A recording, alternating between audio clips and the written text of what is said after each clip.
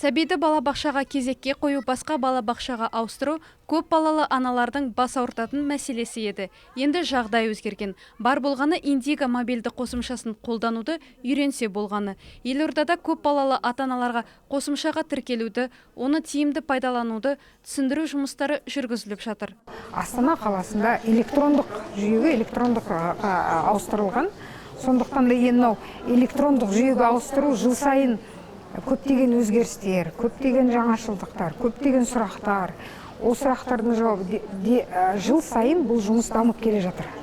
Жыл сайын халықты бұл жұмысқа халық үйреніп келе жатыр бұл жұмысқа.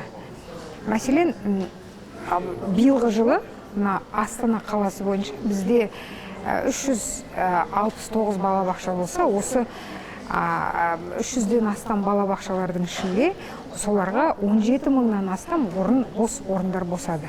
Шаруасының тез шешілгеніне риза болған көп балалы аналардың бірі Меруерт Бөртенова. Мен қазір ғана келдім, 5 минутте болған жоқ. Менің қызымды осы біздер негізі Астанада жүргенімізге 5 жыл болды, бірақ қызымызды тіркей алмай жүргенбіз. Содан кеше осы бір 2 ай алдын ба тіркегенбіз, оны аша алмай, көре алмай, қанша қиналдық соңға барып, біле алмадық еш. Содан осы жерге келіп едім, жаңа 5 минутта болған жоқ, мені балабақшаға тіркеп берді.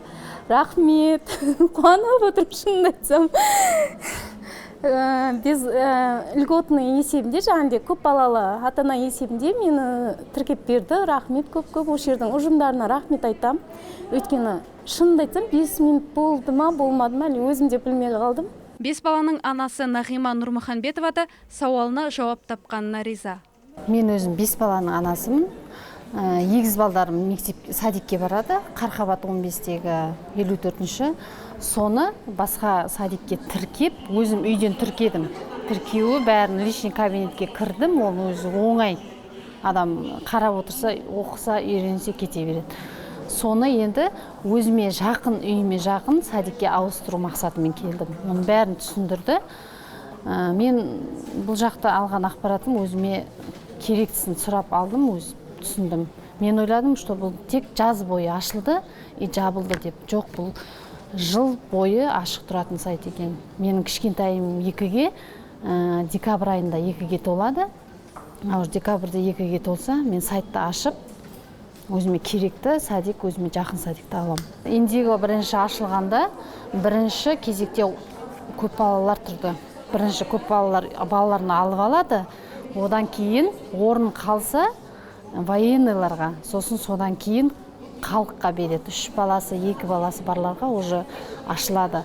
Сондай-ақ Индиго қосымшасы арқылы ата-аналар балақайлардың портфолиосына, тәрбиешілер жайлы ақпаратқа қол жеткізіп, барлық процесті бақылай алады. Жаңа және ескі оқушылар сарайында жүргізіліп жатқан түсіндіру жұмыстары тамыз айына дейін жалғасады.